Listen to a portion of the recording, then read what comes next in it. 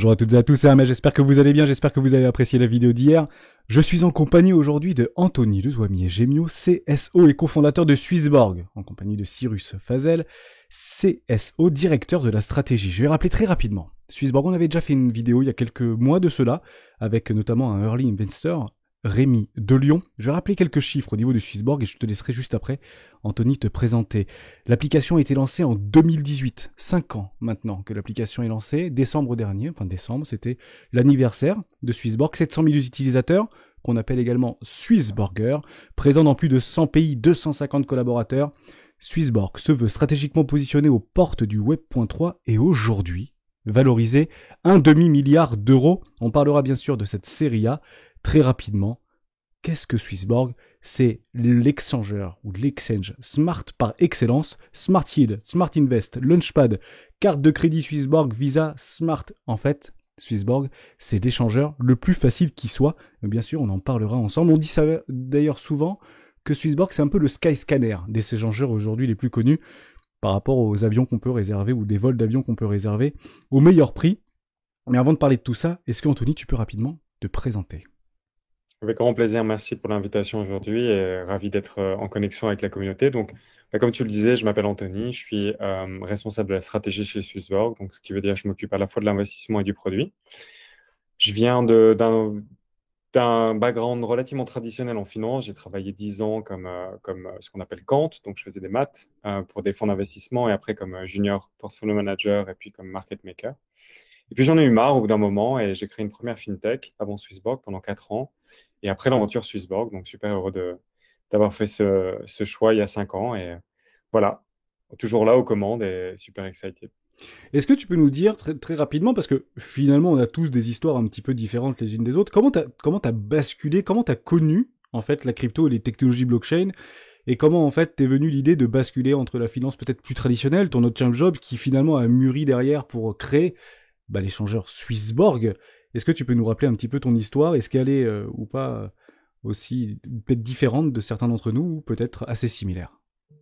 Alors je pense que comme tout le monde, je suis venu à la fois pour des raisons personnelles et après pour des raisons aussi de grid. Donc les raisons personnelles, c'est en travaillant à peu plus de 10 ans pour la finance traditionnelle, j'ai appris énormément de choses, mais j'ai aussi accumulé beaucoup de frustration. Et c'est vrai que le jour où j'ai découvert plus le potentiel de la crypto et notamment tout ce que pouvait offrir Ethereum, puisqu'à l'époque, il n'y avait pas énormément de smart contract technology, je me suis dit, waouh, c'est vraiment un game changer. Surtout après avoir fait 4 ans de fintech traditionnel, dans lequel tu es super dépendant des banques, je me suis dit, ça peut vraiment être un game changer. Donc ça a un peu vraiment changé, ça a donné en fait une raison d'être à tous mes rêves et toutes mes frustrations. Donc c'était vraiment un moment qui a ouais, transformé ma vie et qui a transformé aussi ma vision de ce que la finance pourrait être.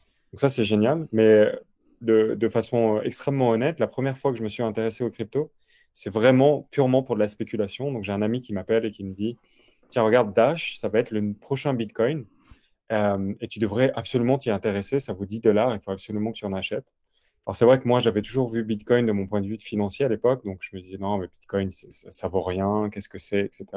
Et c'était vraiment un pur jugement de valeur parce que je m'y étais jamais intéressé. Donc souvent, je pense comme la majorité des personnes, on a des jugements de valeur de ce qu'on ne connaît pas, parce que l'inconnu fait peur. Surtout quand on a construit en fait un environnement dans lequel, tu vois, on a appris plein de choses et on ne veut surtout pas toucher à cette vérité. Mais bon, néanmoins, voilà, j'ai mon pote qui m'appelle, qui me dit, tu devrais en acheter, Dash vaut 10 dollars, ça c'est début 2017. Et je dis, ok, ok, cool. J'essaie d'en acheter. Et là, super dur à en acheter, etc. J'avais vraiment beaucoup de mal. Et une semaine après, il me rappelle, il me dit alors, tu en as acheté, maintenant ça vaut 20 dollars. Et je dis ok, bon, reste avec moi. Moi, je veux vraiment que tu me montres comment en acheter. Et donc, du coup, au fur et à mesure, là, je me suis vraiment intéressé au truc. Donc, j'en ai acheté. J'ai acheté mes premiers Dash. Après, j'ai acheté mes premiers Ethereum. Ethereum à 4 ou 7 dollars. J'ai acheté mes premiers Ripple, mes premiers Stellar Lumens. Enfin, bon, voilà, toute la collection qui était sur CoinMarketCap, qui a fait beaucoup moins de coins à l'époque. Et donc, en achetant ça, bah, je me suis réveillé tous les jours. Je me suis dit, mais alors, comment le prix il est créé? Parce que j'étais habitué à des actifs financiers traditionnels dans lesquels tu as des revenus, tu as une compagnie. Donc, tu as vraiment une valorisation qui est dépendante en fait de ses revenus, de ses profits et puis des expectations. Et là, on n'avait pas du tout ces mécaniques, donc je me suis vraiment intéressé, mais comment le prix est formé, ensuite euh, par effet ricochet, mais qu'est-ce qu'il y a derrière?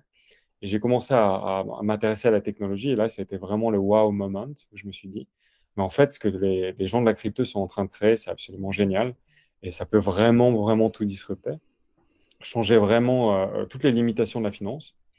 Et donc, c'est comme ça que je me suis vraiment passionné du truc. À l'époque, Cyrus, donc, qui est le deuxième cofondateur et qui est notre CEO, habite en Suisse. Je voyage chez lui et pendant 15 jours, si tu veux, puisqu'à l'époque, il n'y avait pas autant de personnes qui faisaient du contenu éducatif tel que toi. Il n'y avait rien sur YouTube ou quasi rien, ou même quasi rien sur Internet. On allait sur Bitcoin Talk pour découvrir des nouveaux projets. On lisait les white papers, j'imprimais les white papers et je surlignais dans le train les choses qui m'intéressaient. Et donc, je pars en Suisse, on discute, on commence à vraiment voilà, avoir un grand rêve qui a donné naissance à Swissborg.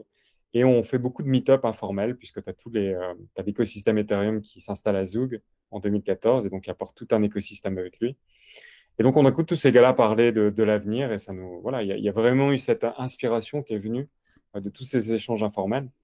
Et c'est comme ça que, voilà, 7 mois après, on levait 52 millions dans une ICO, qui était une des la plus grosses ICO de Suisse et une des tops dans le monde. Donc vraiment, voilà, une aventure qui est venue, qui a commencé par du greed, qui est arrivée dans le cœur et qui a fini par un succès. Et est-ce que par rapport à tout ça, parce que pour le coup, ça, peut-être qu'on se retrouve dans une situation relativement similaire aujourd'hui. On parle de Dash, mais on peut aussi parler de beaucoup de nos cryptoactifs préférés qui ont plus ou moins performé ou surperformé le marché du crypto total pendant toute la période de 2020-2021.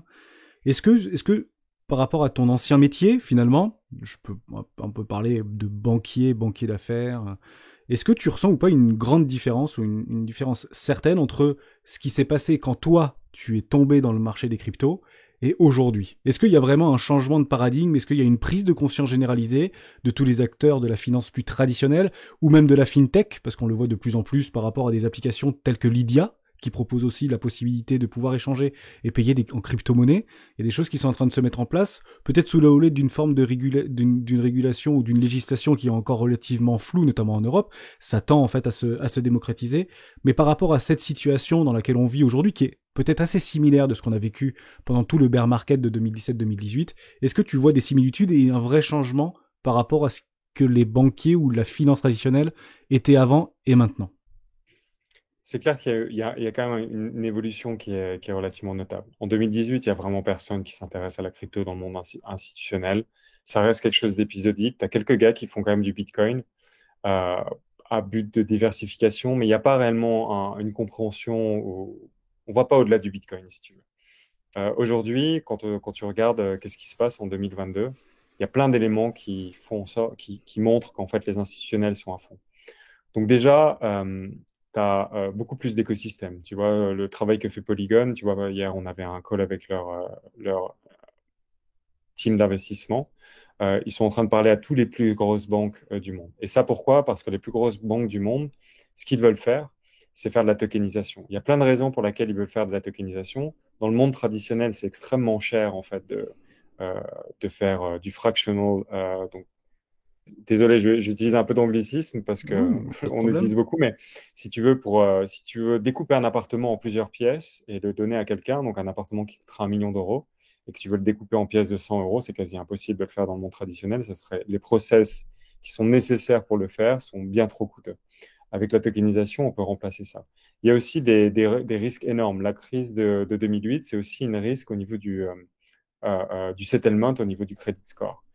Donc, le système de settlement de la blockchain, on voit déjà des opérations qui sont en train de s'effectuer, des opérations de crédit, donc de prêt-emprunt, qui s'effectuent sur la blockchain, permettent de résoudre ce risque de crédit qui est énorme. Parce que dans le monde traditionnel, même si on a l'illusion, par exemple, quand j'arrive et que je paye avec ma carte bleue, même si c'est instantané, en fait, la réalité, c'est qu'il y a plein d'opérations manuelles qui vont s'effectuer pendant plusieurs jours pour pouvoir en faire en sorte que cet argent il transite bien d'une banque à une autre. Absolument, on Donc, le répète souvent d'ailleurs la communauté, il y a entre 17 et 25 transactions qui sont effectuées, plus ou moins rapidement, et chaque intermédiaire prend une commission.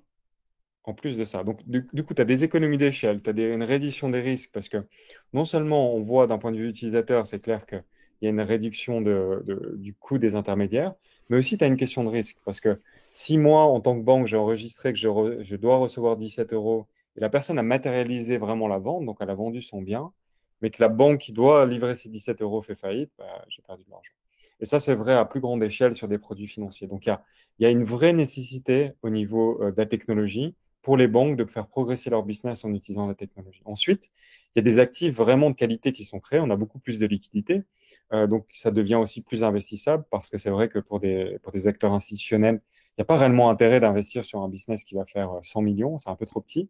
Mais quand on parle de plusieurs milliards, là, c'est intéressant pour eux. Donc, ça, c'est le deuxième point. Et après, bah, tu as beaucoup de choses aussi, si tu veux, c'est euh, encore une fois, number talks. Donc, quand tu as des records de transactions, quand tu as des records de revenus, si tu regardes Binance, c'est un mastodon. Le nombre de revenus, ils ont fait plus de revenus que n'importe quelle banque, ou enfin pas n'importe quelle banque, mais que plusieurs banques ces dernières années. Donc, si tu veux, à un moment, tu vas attirer l'attention de l'industrie rien que par les chiffres qui sont occasionnés.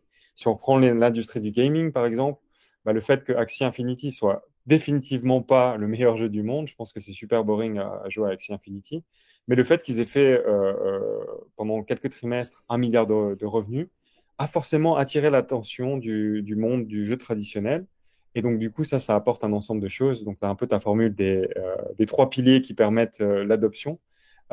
Et c'est clairement le fait qu'on réalise des performances aussi chiffrées qui soient notables dans le monde traditionnel et en train d'attirer le monde traditionnel à s'intéresser à la crypto. Donc, des banques comme JP Morgan sont à fond. Je sais qu'avec la chute de Goldman Sachs, pardon, avec la chute de FTX, qui était un peu le Goldman Sachs de la crypto, tu as Goldman Sachs, du coup, qui a un peu sa réputation de vautour, qui vient en fait pour essayer d'acheter des actifs que détenait FTX à la casse. Parce que c'est clair qu'aujourd'hui, tu as beaucoup de startups dans le portefeuille de FTX qui sont relativement intéressantes et qui vont être à un prix vachement discounté parce que FTX est dans la situation dans laquelle il est. Donc voilà, il y a un vrai intérêt.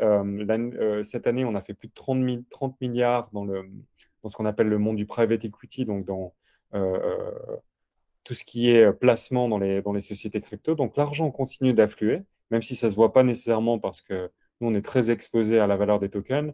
Mais derrière les rideaux, il y a beaucoup de choses qui se passent et définitivement, je pense que la prochaine vague va être accompagnée d'acteurs institutionnels qui viennent de la banque, mais aussi pas nécessairement que de la banque, comme on le voit, Facebook, donc le groupe Meta est à fond. On voit aussi des grands acteurs comme je sais pas, Starbucks qui ont fait des partnerships avec Polygon. Donc voilà, ça vient. Alors, en fait, on le dit très souvent d'ailleurs dans les vidéos d'Héros du Bitcoin, on est au début de rien. Les pions sont en train de se jouer actuellement. Alors tu as bien raison de le dire, on a du mal à l'apercevoir aujourd'hui dans des graphiques, puisqu'on tente techniquement à essayer d'apercevoir des phases de réaccumulation avec des bottoms qui sont fixes et définitifs et maintenus. Et il est vrai qu'on signe noir après signe noir, malheureusement ces bottoms ne sont pas maintenus et nous font voir toujours plus bas, avec des targets plus ou moins réalistes, mais évidemment tout peut tomber à zéro, puisque généralement c'est encore aujourd'hui, et on le dit beaucoup, dans une réciprocité de cyclicité, on est actuellement dans un marché extrêmement spéculatif. Et tu le dis très bien, en fait on pense qu'il y a beaucoup d'argent, mais c'est une goutte d'eau par rapport au marché plus traditionnel. Donc aujourd'hui c'est très spéculatif, demain ce sera peut-être une assurance, et demain peut-être un nouveau paradigme. Et avant d'atteindre un nouveau paradigme, on le fait très régulièrement en faisant des rétrospectives, que ce soit sur Amazon, que ce soit sur Facebook, que ce soit sur Google, ou encore sur Apple, par rapport à leurs premières introductions en bourse dans les années 2000, c'est une incommensurabilité explosive et exponentielle par rapport à leur valorisation d'aujourd'hui, qui pourrait peut-être se reproduire dans les technologies blockchain. Certains pensent que c'est une certitude absolue, d'autres pensent, peut-être les moins informés ou les moins initiés, pensent que tout simplement ce truc n'est qu'une esbrouffe. Et je comprends que pour vous, que pour toi, et que pour l'ensemble des acteurs de ce marché, ce ne l'est pas. Dès lors, à ce moment-là, c'est très intéressant puisque tu pousses cette évolution et cette évolutivité. Qu'est-ce que pour toi la vision et la philosophie de Swissborg, que ce soit en France, en Europe ou dans le monde, par rapport à ce que peut devenir Swissborg demain, au travers de la communauté et vos futurs investisseurs qui rejoindront votre aventure, puisque aujourd'hui, tu l'as dit dès le début de ta présentation, c'était très difficile d'acheter des crypto-actifs. Et aujourd'hui, c'est facile. en fait, d'acheter des cryptoactifs. Alors, en quoi Swissborg peut être différent par rapport à plein d'autres, finalement, acteurs de marché, peut-être avec des frais moins chers, ou peut-être plus rapides, ou peut-être plus, on peut imaginer tout ce qu'on veut. En quoi, en fait, Swissborg peut révolutionner ce fameux monde des Web.3 ou rentrer pleinement dans cette vision du Web.3 et bien plus demain. Ouais, tout à fait. Alors nous, si tu veux, vraiment l'objectif chez Swissborg, et tout ça, ça fait depuis 5 ans, enfin 6 ans pour être exact, c'est vraiment de se positionner comme l'acteur de référence dans tout ce qui est gestion de patrimoine pour la crypto. Donc nous, depuis le départ, on croit que aujourd'hui, dans le Web3, on est en train d'inventer les prochains Amazon, les prochains Facebook. On espère avec une philosophie différente, mais on est en train de créer vraiment l'avenir d'Internet et l'avenir du monde, en fait, d'une certaine façon, puisque l'échange de valeur, en fait, c'est la première technologie qui va permettre d'échanger la valeur à la vitesse à laquelle on échange l'information, ce qui n'est pas possible dans le monde traditionnel. Euh, donc, on est vraiment là pour donner l'accès aux gens de façon, dans une interface qui est beaucoup plus simple d'utilisation, mais aussi qui met plus d'emphase à trier les actifs, à donner des actifs de qualité et aussi à les repackager dans différentes poches d'investissement qui sont plus simples d'utilisation, mais aussi qui sont accessibles plus à tout le monde. Donc, comment, en fait, on va garantir que quand quelqu'un investit dans les cryptos, dans 5 ans, la chose dans laquelle il investit ne sera pas allée à zéro. Parce que finalement, ce qu'on a observé dans les 2 dernières années où on a vu un super bull market, c'est la majorité des tokens qui sont montés au ciel sont redescendus sur Terre et même sous Terre pour la plupart. Et en fait, la probabilité qu'ils remontent sont extrêmement faibles. Pourquoi? Parce que la majorité des founders ont abandonné le projet. Donc, par exemple, récemment, on a lancé un produit qu'on appelle les thématiques. Donc, les thématiques, c'est un panier qu'on constitue pour l'utilisateur de crypto. Donc, en l'occurrence, là, on a lancé la thématique initiale qui est la thématique Web3. Donc, l'idée, c'est de se dire, ben, moi, je crois au Web3, je crois à l'infrastructure.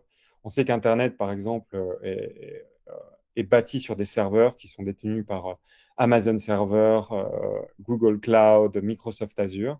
L'avenir du Web3 ne va pas se faire sur des serveurs privés, puisque ce n'est pas des bases de données privées, mais c'est des bases de données distribuées. Donc, l'avenir va se construire sur Ethereum, Polygon, Polkadot, Cosmos, tous ces écosystèmes. Et donc, cette thématique, c'est 13 cryptos qui ont été présélectionnés par notre team. Tous les 3 mois, on se réunit, on se dit, est-ce que ces 13 cryptos doivent toujours appartenir à cet écosystème ou est-ce qu'on doit en mettre une autre ou en enlever une parce qu'elle est devenue obsolète et irrévélante? Et ça, en fait, par ce process-là, on garantit que les gens qui achètent cette thématique directement sur notre app peuvent se dire, moi, je suis tranquille parce que si le Web3 existe, dans 5 ans, bah, cette thématique aura toujours de la valeur. Et c'est vraiment le grand objectif qu'on a avec l'ensemble des produits qu'on a lancés. Et on va en parler, on en a beaucoup d'autres. C'est d'offrir une capacité aux gens de transformer une idée ou une conviction en une décision d'investissement sans avoir à passer énormément de temps, se former et se faire piéger parce qu'il y a énormément de pièges qui sont là dans la crypto. Je pense qu'on l'a vu ces 2 dernières années. Et donc, on est vraiment cet espace un peu plus safe, on va dire, un peu plus secure, un peu plus trié sur le volet, dans lequel je peux pénétrer, c'est simple d'utilisation, mais j'ai aussi un environnement dans lequel on me présente des opportunités d'investissement qui sont triées. Ça parle beaucoup à la communauté, parce qu'en réalité, on dit souvent, on passe beaucoup de temps derrière les écrans, peut-être beaucoup trop de temps derrière les écrans, à faire des choses qui sont pas forcément très intéressantes. Et il est vrai que finalement, si on prend un peu de recul, on n'a pas tant de temps que ça à consacrer finalement à nos investissements. Si c'est 1 heure, voire 2 heures par jour pour une grande majorité d'entre nous, c'est déjà beaucoup, plutôt que du temps à consacrer à nos familles et à nos proches. Ça, effectivement, je trouve ça très intéressant. On en avait beaucoup parlé précédemment par rapport à ces thématiques. J'imagine que demain, il y en aura bien d'autres qui vont se créer. Aujourd'hui, c'est très marketing par rapport au Web.3. On voit et on remarque aussi qu'on a du Atom, Polkadot, on a du Secret, c'est beaucoup de Layer 1, Ethereum également. Donc beaucoup pour nous, ce qu'on appelle des tokens d'infrastructure, qui de toute manière seront très probablement là demain, puisque sans elles, le monde ne se fera pas.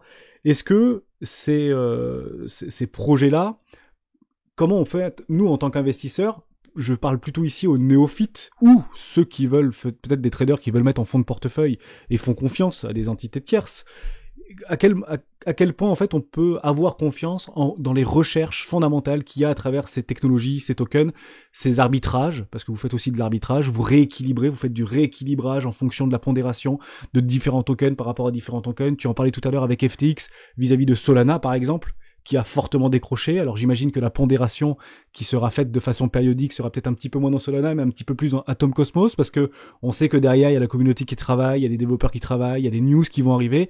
Tout ça, c'est des choses au sein de Swissborg que vous suivez de très près pour pouvoir faire vos arbitrages et vos pondérations.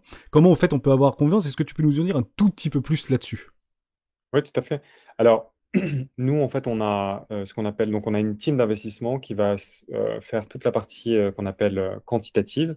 Donc, on va regarder un ensemble de critères qu'on passe et on crée ce qu'on appelle un spider chart. Donc, c'est vraiment un graphique qui attribue une notation sur plusieurs critères tels que la liquidité, les activités sur GitHub, le social media, des choses comme ça.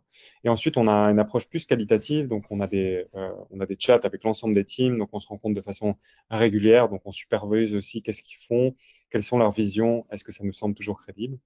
Euh, de toute façon, à chaque fois qu'on va faire ce qu'on appelle une réallocation, on va avoir un article de blog qui va expliquer, en fait, qui va documenter toutes les décisions. Donc, ça permet, encore une fois, en toute transparence, de suivre quel est le travail qu'on fait. Et ça, c'est vraiment une valeur au centre de ce qu'est Swissborg, c'est la transparence. Donc, on donne un maximum à notre communauté. On n'a pas peur de dire, ah, ils vont voler notre travail, des choses comme ça. Nous, on est vraiment dans l'empowerment. Et encore une fois, ce qu'on vend, c'est vraiment la facilité d'utilisation, la sécurité et l'économie du temps. Et ensuite aussi, ce qu'on essaie de passer comme message, c'est peut-être que c'est vrai qu'on est dans un monde qui est toujours en train de glorifier le trading, alors que nous, on pense que le succès d'un investisseur, elle est de la discipline. Donc souvent, j'utilise cet exemple pour que les teams puissent comprendre qu'est-ce que je veux dire par là. Si demain, tu décides de faire un régime, tu as plein de gens qui vont te vendre pardon, si tu décides de perdre du poids, justement, c'est tout le centre de la discussion, tu as plusieurs solutions. Soit tu dis, je vais faire un régime, et là, tu vas acheter la super méthodologie, Weight Watchers, Dukan Model, etc. Et qu'est-ce que ça va te vendre? Ça va te vendre une formule magique qui, en 30 jours, va te rendre super slim. Mais la réalité, c'est que la plupart du temps, tu suis ces régimes, tu as super faim, tu maigris, et puis 15 jours après, une fois que tu as arrêté, tu as repris tout ton poids et finalement, tu as fait très peu de gains, on t'a vendu un rêve et tu as eu juste un effet qui a duré une toute petite période de temps et ensuite tu es arrivé au même résultat que d'où tu étais parti, voire pire. Ou alors tu peux te dire, bah, en fait non, c'est la discipline. Donc comment je vais faire plus de sport? Je vais chercher une alimentation qui continue de me correspondre, mais qui va potentiellement enlever les choses qui sont néfastes pour atteindre ma target. Et en fait, c'est vraiment les petites actions au quotidien, la discipline qui va te permettre de créer quelque chose qui est durable dans le temps. Et donc, du coup, nous, on est là, ce qu'on essaie de parler, enfin, ce dont on parle jamais, c'est ce qu'on appelle le financial planning. Donc, faire des DCA, avoir des outils d'investissement comme ça qui te permettent de moins passer de temps à chercher les opportunités d'investissement, mais plus de temps à te concentrer à te dire, OK, ben, peut-être que si je sors une fois de moins par mois avec mes potes, ben, ça va me permettre d'économiser 50 euros que je peux replacer dans ça et progressivement construire vers mon objectif. Donc, l'application Swissborg, on n'en est pas encore là, mais on est en train de travailler sur des concepts avec des goals, avec des choses qui vont permettre aux gens en fait de créer une espèce de discipline parce que on croit plus à la discipline qu'au régime Weight Watchers, si tu veux. D'accord. C'est super intéressant ce que tu dis parce que tu mets au cœur en fait j'ai envie de dire de la stratégie de Swissborg, vous mettez au cœur la communauté, votre communauté. Et ça me donne une transition plutôt intéressante puisque j'ai bien l'impression, c'est probablement un fait, que la communauté Swissborg fait partie des plus actives et des plus bienveillantes d'Europe. Est-ce que, éventuellement tu peux nous en dire un petit mot, comment en fait vous arrivez à concentrer et à faire vivre une aussi grande communauté bienveillante? On peut parler de Swissborg Mania par exemple, je sais que c'est quelque chose de complètement indépendant, qui propose des vidéos relativement quotidiennes pour parler des nouveautés, pour parler de tout ça. Donc c'est des choses qui sont qui viennent au fur et à mesure. Vous avez une communauté Twitter qui est extrêmement active. Moi-même, j'avais fait une vidéo et j'avais parlé du token de Swissborg et on m'avait beaucoup repris dans les commentaires et directement sur le Discord pour me dire non Hermès, tu te trompes parce que c'est un super truc. Et je n'avais pas rencontré ce type de phénomène par rapport à tout autre projet que je peux côtoyer ou laquelle on peut éventuellement aborder directement sur les vidéos des rois du Bitcoin. En gros, comment t'expliques cet engouement autour de Swissborg et surtout à travers la communauté Swissborg? Ouais, c'est une très bonne question. Alors, je pense qu'il y a toujours une part de magie que tu maîtrises pas forcément, mais euh, si tu me demandes mon analyse, je pense que Swissborg, ce qu'on fait toujours, c'est on ramène la mission. C'est quoi notre message? Donc, on crée effectivement un ensemble si tu veux, de fonctionnalités, de produits. Effectivement, on veut qu'un maximum de gens les utilisent et les consomment. mais aussi on met, mais qu'est-ce que ça vous apporte et qu'est-ce que ça nous apporte collectivement? Parce que finalement, souvent, ce qu'on essaie de rappeler aux gens, c'est l'investissement. C'est pas que faire de l'argent avec de l'argent. Si on regarde toujours notre intérêt personnel et qu'on comprend pas, en fait, qu'est-ce que- ce qu'on fait d'un point de vue individuel, qu'est-ce que ça rapporte à l'ensemble du groupe? Ben, on se retrouve dans des situations comme FTX ou d'autres situations telles qu'on a vues. C'est-à-dire que on est quand même responsable individuellement que le collectif, donc l'écosystème avance. Si on fait que mettre notre argent, si on fait que utiliser nos produits vers des écosystèmes qui n'apportent rien, en fait, enfin, sur des produits qui n'apportent rien à l'écosystème de la crypto, en fait, on se fait du mal aussi individuellement ce qui s'est passé avec FTX, ça fait non seulement du mal à l'argent que j'ai laissé sur FTX, mais aussi à tout le marché, avec l'Ether, etc. Et donc, nous, du coup, vraiment, ce qu'on essaie de faire comprendre aux gens, c'est la finance, c'est avant tout un outil de collaboration. Qu'est-ce que c'est? C'est un outil qui permet aux gens de se dire, moi, je crois en un futur où on va, par exemple, quitter la planète Terre parce que, voilà, on a fait trop de conneries, on va aller habiter sur Mars, ou au contraire, je crois à un futur où on n'a pas besoin d'aller sur Mars, on a besoin juste de collectivement avoir plus de discipline et créer un environnement dans lequel tout le monde peut vivre en harmonie. Et ça, du coup, la façon dont on investit notre argent, si on le donne à Elon Musk ou si on le donne à d'autres personnes, ça va manifester collectivement un futur qui est différent. Et donc vraiment, quand les gens demandent la différence, par exemple, entre un Swissborg et un Coinbase, bah, souvent, nous, on dit Coinbase, ils font de la crypto parce que c'est un très bon business à faire. Et donc, ils font beaucoup d'argent. Mais Swissborg, on essaie vraiment de continuer de créer pour l'écosystème et de continuer à permettre aux gens de ce qu'on appelle regagner la liberté et l'indépendance financière pour qu'eux-mêmes puissent contribuer en fait à la réalité à laquelle ils croient. Et c'est vraiment ce qu'on essaie de placer au centre. Et donc, du coup, ça rend des utilisateurs qui ne sont pas juste des gens qui consomment ton produit, mais qui reviennent des vrais ambassadeurs de ce qu'on fait parce qu'ils y croient, parce qu'ils ont envie de s'inscrire dans un avenir où finalement le monde financier a aussi une alternative au pouvoir en place. Et ça, on peut le faire que de façon communautaire. Donc ça, je pense, c'est une super transition pour notre Launchpad, mais c'est typiquement, je dirais, on met vraiment l'accent dans ce qu'on fait sur la communauté et aussi, voilà, puisque, tous les produits qu'on fait, on le fait vraiment avec de la transparence, un côté aussi qui est fun et fair, et ça fait partie de notre mission. Tu as tout à fait raison par rapport à la transition, parce que finalement tu réponds à peu près à la question, parce que c'est une belle transition que je pourrais faire. Il existe beaucoup d'opérateurs et de faiseurs de marché sur les cryptoactifs aujourd'hui, on les compte par dizaines. Aujourd'hui, on arrive même à représenter sur CoinMarketCap à peu près 80 échangeurs, avec 80 tokens de gouvernance par échangeur, ou 80 tokens d'échangeurs. On peut les citer, Binance, FTX, KuCoin, Crypto.com, Bybit, Coinbase. Il y a aussi des échangeurs décentralisés qui ont émergé ces dernières années. On peut parler par exemple de Maillard, on peut parler d'Apex, on peut parler de DYDX aussi. Il y a également des AAM, les fameux market makers automatiques. Là, je vais citer SushiSwap, PancakeSwap, Uniswap, Curve Finance, et il existe tant aujourd'hui. En fait, dans tout ça, entre le fameux avant et maintenant de Swissborg, qu'est-ce qui rend en fait le projet Swissborg unique, comment il arrive à se positionner et encore se positionner aujourd'hui, et ça donnera peut-être la transition par rapport au Launchpad multi-actif pour le coup, parce que je pense que vous êtes peu nombreux à réaliser ce type de solution, ce type d'approche. En fait, qu'est-ce qui rend Swissborg unique, et surtout, qu'est-ce qui le rend viable et périn dans le temps? Ouais, c'est une très bonne question. Donc, comme tu l'as dit, la concurrence est énorme dans tout ce qui concerne les échangeurs, donc la capacité d'échanger un token contre un autre. Bon, il y a aussi le fait que nous, on le fait ça de façon purement régulée, hein. Donc, on faisait partie des premiers à avoir fait une ICO dans lequel on avait demandé aux gens qui avaient contribué de faire des KYC. Donc, ça nous a permis aussi de construire des relations bancaires extrêmement bonnes. Donc, on voit par exemple Binance a beaucoup plus de mal à avoir des bonnes, ce qu'on appelle des rampes pour leur fiat, pour les monnaies traditionnelles. Nous, tu peux déposer en carte. Tu peux déposer avec un compte bancaire en euros, francs suisses, GBP, enfin livres sterling. Et si tu utilises du Instant SEPA ou Faster Payment, ça se fait dans la minute. Et il y a d'autres choses qui arrivent avec du Apple Pay, etc. Donc ça, c'est un premier point qui différencie Swissborg. Mais surtout, le point le plus important, c'est que effectivement, jusqu'à présent, on a construit un échangeur parce que c'était la base. Mais maintenant, ce qui nous intéresse le plus, c'est qu'est-ce qui se construit au-dessus de ça. Donc, qu'est-ce qui se construit au-dessus de ça? On a vu les thématiques. On a sorti aussi en 2020 Swissborg Earn, qui était la capacité de gagner des rendements en fait passifs avec Swissborg. On a fait ça encore une fois, parce qu'on croit à l'écosystème, on ne croit pas que au business. On a fait ça purement DeFi. Pourquoi? Parce que ça permettait de donner toute la transparence que personne ne donne. Donc, c'est clair qu'on a vu beaucoup de gens partir. En fait, à la base, on donnait vraiment tout le yield du DeFi, donc c'était extrêmement bon. Puis après, le DeFi, comme tu le sais, tous les taux du DeFi se sont normalisés, normalisés, normalisés. Donc, on a beaucoup de gens qui sont partis de chez nous vers Celsius. En 3 mois, on était passé de 0 à 1,2 milliard, ce qui était énorme.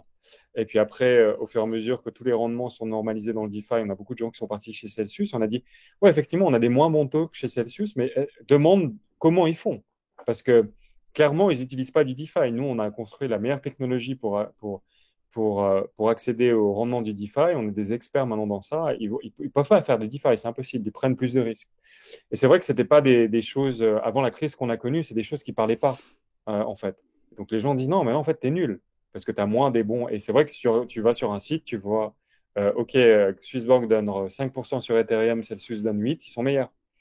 Et en fait, la réalité, c'est qu'on dit non, parce que nous, ça vient avec de la transparence, ça vient avec voilà, Tout une à fait, mais connaissance. souvent en fait on a ce regard en tant qu'investisseur. Parce que c'est clairement le nerf de la guerre aujourd'hui. On a des communautés, de très grandes communautés bienveillantes d'investisseurs.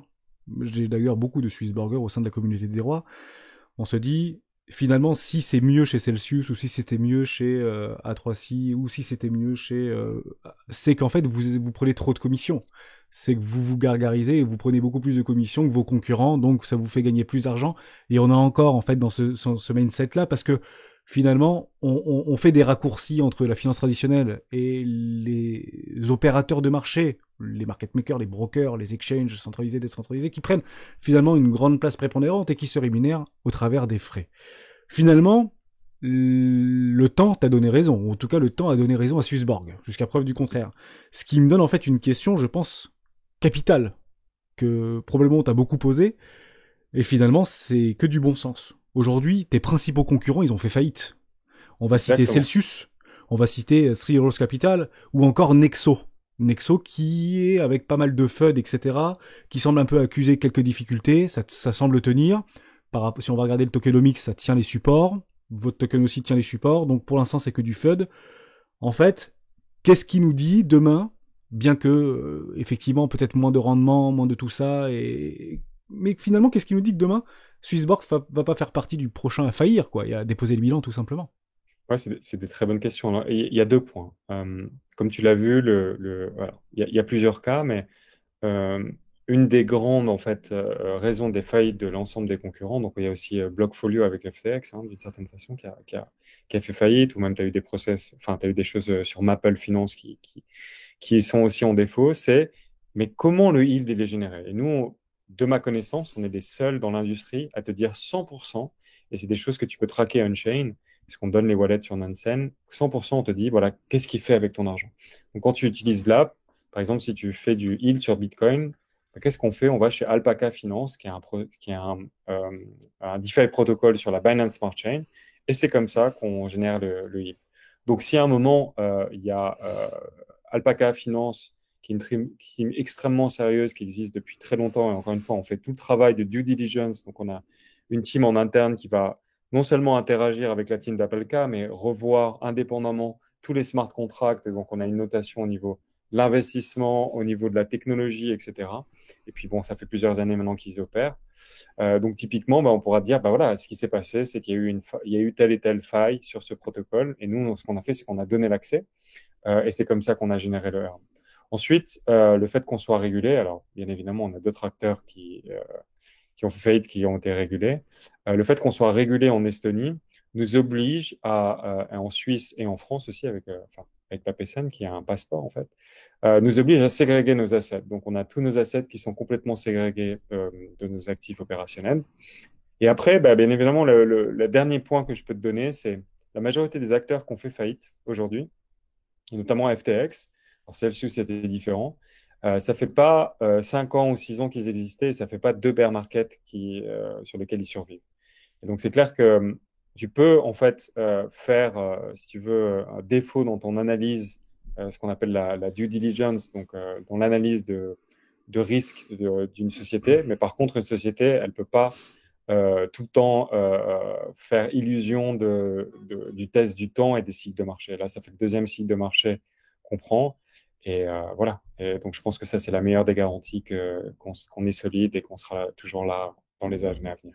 C'est très intéressant ce que tu dis, puisque finalement, tu mets le point sur quelque chose, je pense, de très important, par rapport à 3 signes lunaires successifs. Le premier, c'est Terra Luna, avec une attaque plus ou moins commanditée, on saura peut-être le fin mot de l'histoire, sur la chute de l'UST qui a fait flancher les marchés, et on est parti casser des supports. Le deuxième, c'est Celsius, et tu le dis, c'est un petit peu différent d'FTX.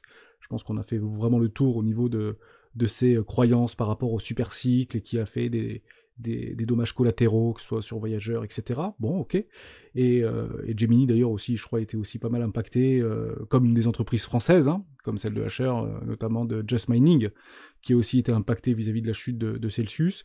On parlera également d'FTX, mais pour le coup, FTX, il faut encore le dire, c'est quelque chose de lunaire. C'est lunaire, en fait, ce qui s'est passé chez FTX.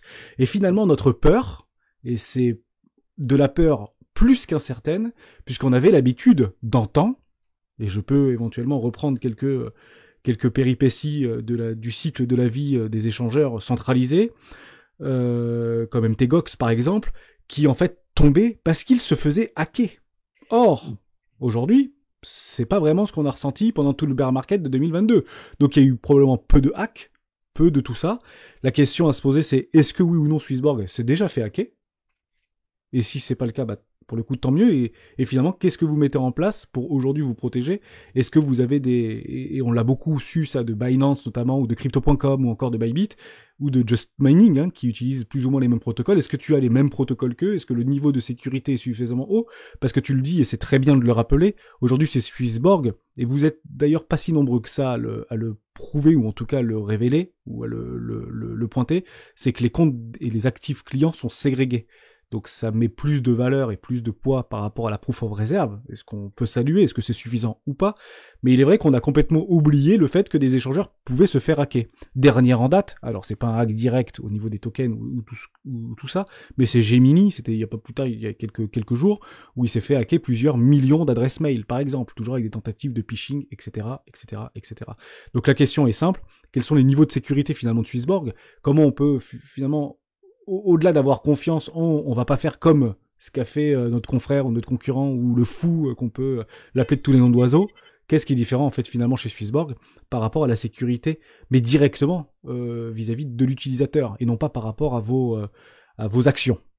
Ouais, c'est une très bonne question. Bah, ceux qui nous connaissent, ils savent des fois, on s'appelait un peu la tortue suisse. Donc, on fait toujours les choses de façon posée. Et puis, tu peux le voir, hein, finalement, dans ces derniers cycles, même si on a 700 000 utilisateurs, on est super fiers parce on a des utilisateurs qui sont super loyaux.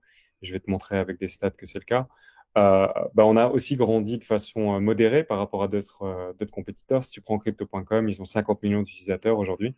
Mais ce qui est intéressant à voir, c'est quand ils publient leur proof of reserve, ils ont 3 milliards, nous on a 600 millions. Donc on n'a que 700 000 utilisateurs, qui est 70 fois moins que eux, mais on a quand même 5 fois plus d'actifs. Donc, tu vois, tout ça, c'est intéressant à voir. C'est pas Et encore donc, sur le TIN, donc je sais pas si c'est normal. ok, Je ok, sais que je l'ai vu passer. J'ai vu passer comme quoi c'est. Alors je crois que je l'ai vu passer sur Twitter ou un truc comme ça. Tu sais 600 millions. Tu approches. On voit 400 millions sur d'autres sites, sur d'autres sources. Donc ouais. ça varie en fait en fonction des dires, en fonction de ce qu'on voit, de ce qu'on pense, de ce qu'on peut éventuellement trouver. Ce qui en fait finalement, comment on dit ça, le mot exact c'est pas accélère, mais entraîne, en fait, entretient. Voilà, c'est ça le mot que je voulais trouver. Ça entretient cette situation un petit peu d'incertitude par rapport à ce qu'on dit, par rapport à ce qu'on voit, par rapport à ce qu'on ressent. Et je vais aller plus loin, j'ai fait un petit travail. J'ai fait un petit travail de mon côté par rapport à... C'est une surprise et j'aime beaucoup faire ça. Tu sais, je suis très proche de la loi de Pareto.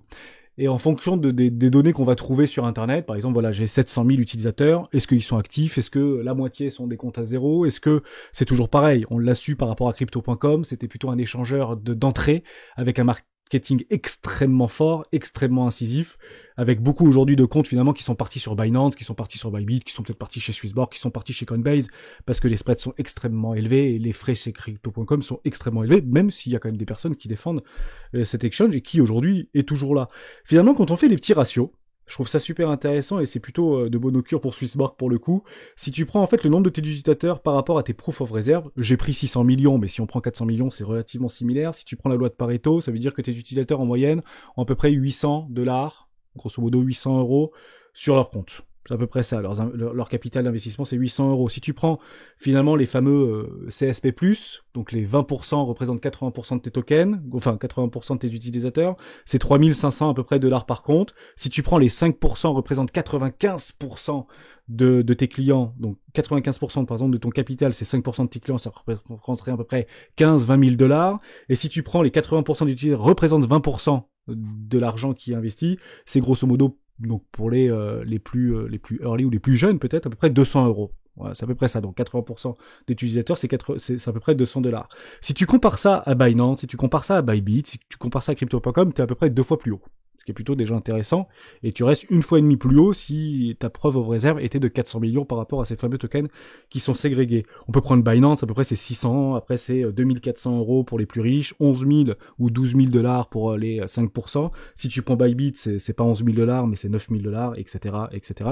Mais si tu prends Crypto.com, et c'est là que ça devient très intéressant parce que par rapport à ce qu'on peut voir vis-à-vis de leurs 3,5 milliards, alors des fois c'est 3,5 et puis après ils annoncent 5 et puis après ils annoncent 2, bon, on peut éventuellement prendre ce qu'il y a sous nos yeux, ça correspond à peu près à 40 balles par utilisateur, ça correspond à 175 balles pour finalement les plus riches, ça correspond à 830 pour les 5% les plus riches, et ça correspond à 10 € pour tous les autres. Alors est-ce que c'est 80 millions d'utilisateurs? Est-ce que c'est 50 millions d'utilisateurs? Est-ce que c'est 40 millions d'utilisateurs? Combien on adresse à zéro? En somme, les communautés ont raison.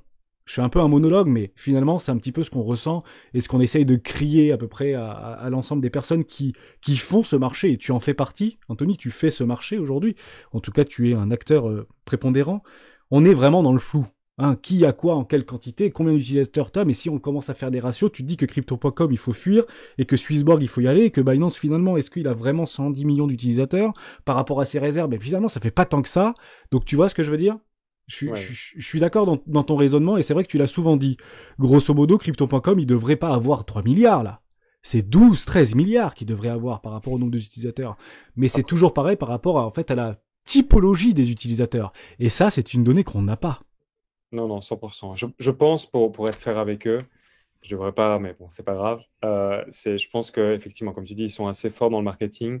Donc, j'imagine que dans leurs 50 millions d'utilisateurs, ils ont inclus les gens qui créent des wallet adresses dans leur solution wallet, qui demandent aucun KYC, qui demandent rien. Et c'est comme ça un peu, j'imagine, qu'ils gonflent leurs chiffres pour paraître plus grand. C'est ma lecture. Je pense que c'est la seule explication qui fait du sens. Voilà. Ouais, mais qui finalement, en fait, les dessert. Parce que quand il pousse qu'il a 80 ou 100 millions d'utilisateurs par rapport à Binance, à peu près kiff-kiff, par rapport à Crypto.com, par rapport à Coinbase, à peu près kiff-kiff, mais qui nous sort 10 fois ou 20 fois moins de proof of reserve, ça fait Mhm. peur, quand même, finalement. Ouais, non, c'est C'est un clair. peu, Après, voilà, ça se retourne un petit peu contre eux. J'ai envie de dire ça de façon extrêmement sèche, mais c'est ma représentation. J'essaie vraiment de me mettre dans la peau d'un néophyte. Moi, on me montre ça, ça me rassure pas, en fait, tout simplement. non, non, c'est clair, c'est clair. Voilà, après, c'est clair que tout le monde a sa stratégie. Nous, on est parti plus sur une stratégie qualitative. Donc, on s'est jamais fait hacker. On a une team suisse. Donc, 70% de nos effectifs, c'est produits et tech. Donc, on a toujours investi énormément dans ça. C'est pour ça aussi qu'on a beaucoup besoin de notre communauté pour grandir, parce qu'on on croit pas à investir trop dans le marketing. Même philosophiquement parlant, si j'avais des milliards sur la balance sheet, j'investirais pas dans ça. Je préfère investir dans des écosystèmes. Tu vois, récemment, on a fait des investissements dans, par exemple, euh, euh, un spin-off de Swissborg qui s'appelle Xborg, qui fait du gaming et qui est en train de ramener plein de communautés, parce que c'est notre devoir aussi de se dire, comme on le rappelait au début de l'émission, c'est bien la spéculation. Je pense que les 5 dernières années, il y a beaucoup d'utilisateurs qui sont venus pour la spéculation, mais la vraie masse adoption va venir quand on va créer quand la technologie Web3 va s'infiltrer dans ta vie, tu vas même pas t'en rendre compte. Tu vas juste euh, aimer ce que ça va t'apporter en plus. Donc, typiquement, si tu es un gamer et que tu achètes je sais pas, des super pouvoirs dans un jeu, le fait de pouvoir soit les revendre, soit les passeporter dans un autre jeu parce que tu en as marre de ce jeu-là, tu vas dire, waouh, ça c'est génial, ça change la façon dont je joue au jeu. Et ça sera facilité par des NFT, au lieu de créer un compte sur un jeu, tu vas créer un wallet. Et c'est ça la vraie adoption, elle va venir de ce moment-là. Mhm. Et donc, nous, on est plus à investir dans ce genre d'initiatives qui vont in fine rapporter plus d'utilisateurs et donc plus de gens qui vont comprendre la crypto que d'aller sponsoriser des clubs de foot. C'est intéressant parce qu'on est toujours dans la vision et dans le projet en fait moyen long terme de Swissborg, parce que c'est vrai qu'on remarque pas aujourd'hui Swissborg, où je le fais de façon, je suis un néophyte et je viens de découvrir cette plateforme parce qu'il y a un ami qui vient de m'en parler. Si je compare très rapidement avec d'autres plateformes, vous avez une cinquantaine de tokens, quand d'autres en a beaucoup plus. Pour le coup, vous avez la moitié des tokens qui peuvent être entre guillemets stakés, avec du staking d'ailleurs qui est tout à fait honorable, il n'y a aucun problème avec ça. Vous faites pas des NFT, vous faites pas il n'y a pas de concours de trading, il n'y a pas de tout ça. Donc ça reste en fait très simpliste, très avant-gardiste. Mais il est vrai que ce que je comprends moi en discutant avec toi ou en discutant avec d'autres de ta communauté et et de tes collaborateurs, vous avez vraiment une vision qui va se construire brique par brique sur des couches successives. Et d'ailleurs, actuellement, vous êtes sur une 5e couche. On en a un tout petit peu parlé tout à l'heure, mais j'aimerais qu'on y revienne et peut-être tu nous en diras plus pour conclure par rapport au NFT et qu'est-ce que vous souhaitez potentiellement en faire et comment vous pouvez éventuellement proposer à votre communauté. Cette fameuse couche, en fait, de Launchpad multi-asset, c'est grosso modo donner la possibilité et l'opportunité pour les investisseurs de pouvoir investir directement en série A. Alors déjà dans ta boîte, ça pour le coup c'est intéressant et on peut le rappeler, c'est encore possible d'investir dans ta boîte. C'est jusqu'à quand d'ailleurs? Alors, ça va durer jusqu'à fin janvier. Jusqu'à Enfin, fin janvier, donc oui, voilà. effectivement, on a encore Donc, bien du temps. Je mettrai tous les liens d'ailleurs dans la description, évidemment, par rapport à ça. On finira là-dessus, mais enfin, d'ailleurs, je vais te donner tout de suite la parole. Est-ce que ça, tu vas le reproduire sur, j'imagine, hein, c'est sur plein d'autres projets, plein d'autres entreprises de l'univers crypto, de l'univers blockchain, de pouvoir éventuellement directement investir, mais vraiment dans la boîte et pas forcément dans le token, qui peut-être des fois sont souvent des coquilles vides. Je prends un exemple très simple. Un des premiers, on en a parlé tout au début de cet entretien, c'est XRP. En fait, on a très bien compris que le token XRP, il ne sert à rien. La vérité, c'est que le token en lui-même, XRP, Ripple, peut-être a des choses incroyables, mais en vrai, si on doit être honnête ensemble, le token en lui-même est un petit peu considéré comme beaucoup, bien sûr, comme une petite coquille vide en réalité, et aujourd'hui n'a pas réellement prouvé son utilité au sein de l'écosystème Ripple et de la blockchain Ripple. Et éventuellement nous dire un petit peu plus par rapport à vous, votre vision vis-à-vis de cela, et comment ne peut-être changer un petit peu cette donne, tout simplement. ouais, tout à fait. Et puis, ce qui se passe, ce qu'on voit de plus en plus, la nouvelle tendance aussi, ce qui se passe de façon privée, c'est justement des investissements qui sont un peu duals, dans lesquels tu investis dans la boîte, mais tu reçois éventuellement aussi des tokens. Enfin voilà, il y a plein de choses qui sont en train de se faire. Néanmoins, quand on revient voilà, à l'idée de notre Launchpad, comme on en discutait avant cette émission, il y a beaucoup de Launchpad déjà qui existent en fait dans la crypto. Mais finalement, quand tu regardes les résultats, quand tu regardes un peu les stats, tu te rends compte que ces Launchpad, la plupart du temps, ils donnent accès à pas grand-chose. Pourquoi? Bah, quand tu regardes ce qui s'est passé cette année dans ce qu'on appelle le private equity, juste pour tout ce qui est projet Web3, donc du coup, qu'est-ce que font les VC, les grandes institutions, combien d'argent ils mettent dans le Web3? On est à peu près à 30 milliards au jour d'aujourd'hui. Si tu regardes les launchpads les plus successful, si tu veux, de ce qui s'est fait dans Web3, donc tu as par exemple DAO Maker, ou MakerDAO, non, DAO Maker, Mhm. qui est un launchpad DeFi qui est certainement le plus successful. Ils ont levé en tout et pour tout 40 millions, donc c'est vraiment pas grand-chose. Et même si tu regardes Binance Launchpad, c'est 130 millions. Si tu regardes CoinList, qui est quand même, je pense, l'acteur de référence, c'est 1 milliard. Donc on est vraiment, en fait, on se rend compte que les plus grands deals, ils sont très peu offerts à la communauté. Et ça, c'est que quand on regarde l'univers Web3, et puis après, si on étend à l'univers entier des actifs qui sont possibles, il y a beaucoup de choses à faire. Et donc, du coup, en fait, si tu regardes même le marché du private equity, donc encore une fois, ce qui se passe avant que ça soit accessible au grand public, le marché du private equity est 3 fois plus grand, enfin, a grossi 3 fois plus ces 10 dernières années que le marché listé. Donc, c'est un marché qui est énorme et dont le commun des mortels est complètement, en fait, est complètement tenu à distance. Donc, si tu voulais investir dans Uber avant qu'il soit coté en bourse, quasi impossible. Facebook, pareil. Et même si je prends des projets blockchain, bah, tu vois, tu as Aptos qui est sorti récemment. Qu'est-ce que c'est Aptos? C'est des gros VC qui ont mis énormément d'argent et Oui, qui listent 350 millions de dollars. Avec d'ailleurs Voilà. les confrères du même, de la même, qui sont aussi sortis de chez Meta, avec Sui, je crois que ça s'appelle Sui, qui Voilà. ont levé exactement le même montant, avec exactement les mêmes VC, avec exactement c'est toujours la même chose. Et comment, en fait, finalement, demain, ou peut-être après-demain, Swissborg va pouvoir donner accès à l'ensemble de sa communauté pour participer à ce type d'événement. Parce que là, pour le coup, alors déjà, comment ça se construit? Parce que finalement, c'est complètement opaque, on n'en sait strictement rien. Je tends à Mhm. penser que quand il y a un token qui est listé, je vais dire une bêtise, 3, 4, 5, 10 centimes de dollars sur Binance, j'imagine que Binance a dû le toucher à 0,001 centime peut-être, et probablement même gratos, a mis de l'argent frais parce que c'est le but du jeu, c'est d'amener du cash. Le cash, c'est le nerf de la guerre. Derrière, ils ont je sais pas combien de millions de tokens qui lui sont quasiment offerts pour une bouchée de pain. Et derrière, peuvent faire pumper leur truc parce qu'ils détiennent en fait 90% des tokens actuellement libérés. Et on le voit très très bien d'ailleurs. Hein. Quand on libère des tokens, on voit très bien que pour les launchpads, etc., ça correspond à 3, 2% peut-être pour, entre guillemets, le retail. Donc on voit bien que c'est quand même pas très... Enfin, j'ai pas envie de dire que c'est pas juste, mais c'est pas d'une forte équitabilité. Et comment tu 100%. l'imagines, toi, finalement, et comment tu veux l'intégrer? Alors, peut-être que livre-nous quelques exclusivités, même si c'est encore dans les paniers, ça nous ferait bien plaisir, pour le coup. N'hésite En fait, pas. si tu veux, donc il y a vraiment l'objectif. Qu'est-ce que c'est l'objectif à long terme pour nous? C'est vraiment de créer un contre-pouvoir pour permettre à des projets de pouvoir se financer sur des financements qui sont nécessaires pour leur développement, donc plusieurs millions, mais en faisant appel à une communauté et pas toujours avoir à aller vers les mêmes VC qui finalement apportent pas grand-chose et certainement, en fait, on n'en a rien à foutre pour parler très franchement de la crypto. Euh, et donc, du coup, finalement, moi, la grande leçon que je revois de FTX aussi, c'est oui, d'accord, c'est un gars qui a super bien géré la boîte, etc. Et je ne veux pas lui trouver des excuses. Mais c'est aussi l'échec de tous ces VC qui, soi-disant, doivent faire des due diligence, soi-disant, vont pousser les écosystèmes, qui sont là juste pour le greed, en fait. Parce que ce qui s'est passé, typiquement, c'est moi, je déposais mon oseille chez FTX. FTX utilisait ça pour rentrer dans des deals d'ICO, de private equity qui peuvent rapporter soit des 100x, soit prendre tout le risque. Et en fait, moi, en déposant mon argent, j'avais zéro upside et j'avais tout le downside et tout ça sponsorisé par des VC. Et personne ne prend sa responsabilité.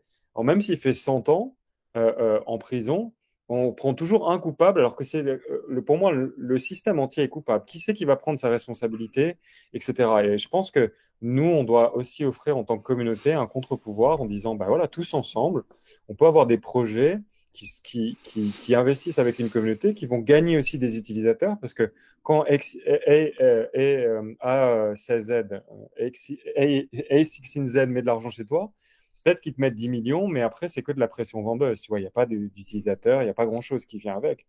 Donc vraiment, l'objectif pour nous, le rêve, en fait, c'est de se dire, mais comment on va créer, en fait, un contre-pouvoir je ne peux pas dire comme un syndical, comme des syndicalistes, parce que ça a une mauvaise image, mais vraiment un contre-pouvoir qui dit, mais non, en fait, si tu as un projet de qualité, tu n'as pas besoin des VC. Nous, on a une communauté, elle va te backer, elle va t'apporter des utilisateurs, et on va faire ça de façon aussi transparente pour donner plus de lecture. Et quand tu vas lister ton token, au lieu qu'on essaie de faire toujours le listing le plus haut pour savoir comment ceux qui sont entrés en premier vont vendre, on va faire des vrais modèles.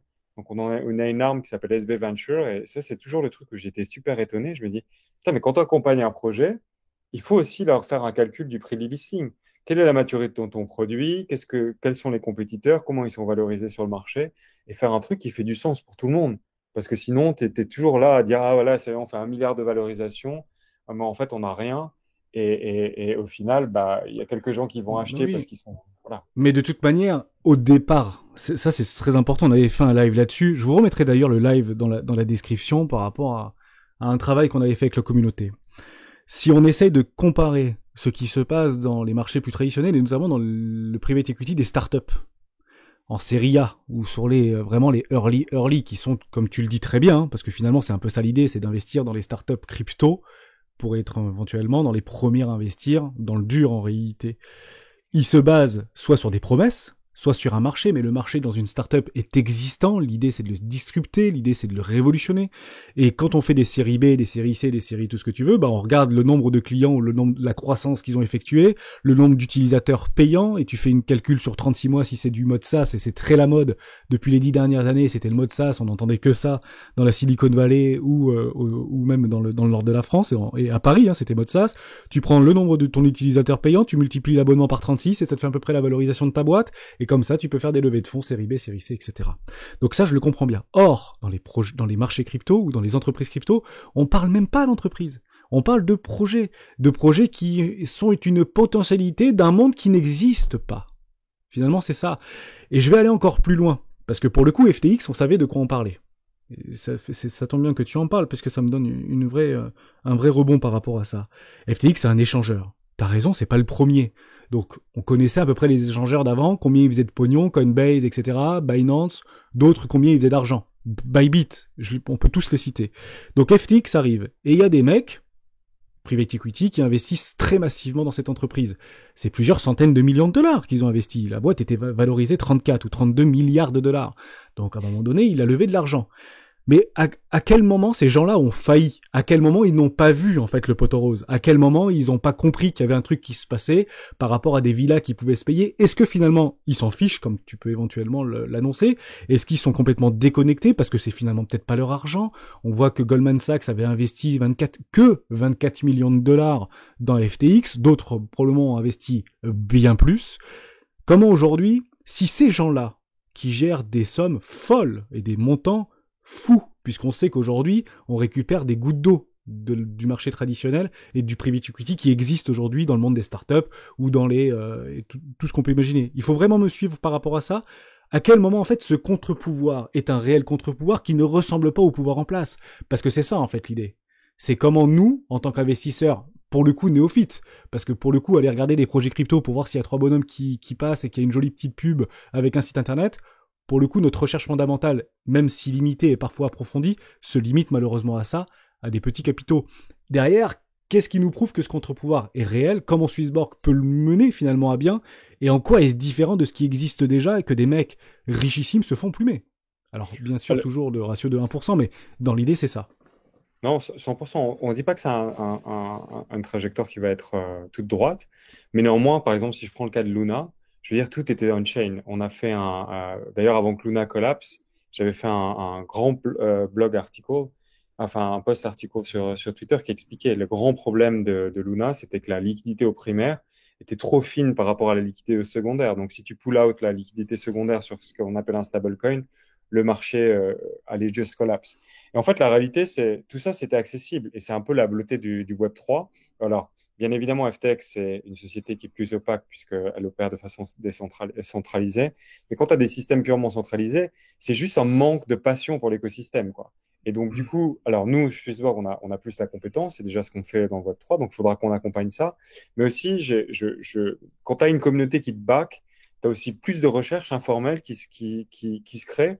Et bien évidemment, nous, ce qu'on va faire dans notre Launchpad, c'est qu'on va écrire en fait une charte. Mais comment tu peux apporter, comment tu peux en fait appartenir à ce Launchpad? Qu'est-ce qu'il faut que tu embrace comme valeur, en fait, d'une certaine façon. Alors, bien évidemment, du coup, ça veut dire que le single point of failure, ça va être notre due diligence. Et ça, c'est des choses sur lesquelles il va falloir qu'on travaille aussi avec la communauté dans le futur. On voit beaucoup de mouvements DAO qui ont des mouvements décentralisés. Donc, je ne pense pas qu'il y a de réponse parfaite, mais néanmoins, ce que je suis convaincu, parce que je le vois, c'est que tous les pouvoirs en place aujourd'hui, ils n'ont aucune passion pour la crypto, ils développent quasi aucune compétence. Et Luna, c'est vraiment le parfait exemple. Et par contre, ils endorsent ce qu'ils pensent être un peu la coqueluche du moment pour faire un maximum d'argent. Et on a vu ça dans la musique, on a vu ça dans beaucoup de choses. Et donc, du coup, je ne dis pas que la communauté, ça va être si facile, mais ça permet aussi finalement aux porteurs de projets qui, eux, sont bien intentionnés d'avoir un fallback plan, d'avoir une alternative. Et ça, pour moi, c'est le plus important. Parce que finalement, sinon, en tant que porteur de projet, bah, tu te retrouves en fait à avoir des gens dans ton capitaux, dans- Dans ta au boîte? sein de voilà, dans ta boîte, qui vont te forcer à prendre des décisions qui sont malsaines. Parce que pour moi, il y a plein de sociétés, et d'ailleurs, on connaît bien, par exemple, les gars de Nouri, qui aussi, malheureusement, ont fait faillite. c'est des gars qui sont super dans la crypto, mais malheureusement, ils ont eu des VC dans leur cap table qu'on dit non, il nous faut de la croissance. Et une des grandes réussites de Swissborg, c'est d'avoir aujourd'hui dans notre actionnariat que des gens qui travaillent tous les jours pour la boîte. Et donc, bon, là, c'est la première fois qu'on va l'ouvrir à une communauté. Oui, Mais c'est donc, du coup, unique. C'est unique. D'ailleurs, vous avez c'est unique, 250 on est les seuls. collaborateurs. Il y avait d'autres possibilités pour ouvrir le capital, comme les CSBC, par exemple. Vous aviez la possibilité de décrocher des coupons sans droit de vote à vos collaborateurs. C'est très ambitieux. Je ne sais pas si ça a fait le bruit que ça devait faire par rapport à cette première série A. Alors, j'imagine que tout le monde, finalement, peut, parce qu'on parle très technique, mais on va peut-être revenir sur quelque chose de plus essentiel et de plus palpable. L'idée, c'était d'investir directement au capital de Swissborg. Donc c'était une levée de fonds de 25 millions, je crois, ou 26 millions Ouais, si tu cliques sur d'euros. investir maintenant, tu Ouais, verras investir le. maintenant, je vais tout avoir. J'ai été sollicité, je sais qu'il y en a beaucoup, voilà, super. Je crois que ça fait quelques jours, donc ça va relativement vite, hein. Pour le coup, vous Ça avez va, déjà ouais. levé, je crois que vous avez levé 5 millions en 2 heures, me Mhm. semble-t-il, je crois que c'était Oh, ça non, les... non, non, on a levé 5 millions en 48 heures. En 48 heures. Ah, Ouais, ouais, ouais. c'est On moins a, dingue. Il y a on a moins, eu non, on a eu quelques bugs pour être D'accord, mais 100%. en tout cas, c'est quelque chose d'incroyable. Alors j'imagine, oui, si on pourrait peut-être le montrer, comment c'est exactement orchestré, est-ce qu'il y a des droits de vote, etc., comme un conseil d'administration, parce que 100%. pour C'est le les coup, mêmes, c'est les mêmes shares que les founders. voilà, donc pour toutes celles et ceux qui nous écoutent et qui connaissent en fait le mécanisme d'actionnariat dans des entreprises cotées et que vous participez directement à l'actionnariat, bah, c'est exactement la même chose pour le coup. Ça, c'est quand même relativement révolutionnaire puisque tu as réussi finalement à le tokeniser. C'était ça l'idée.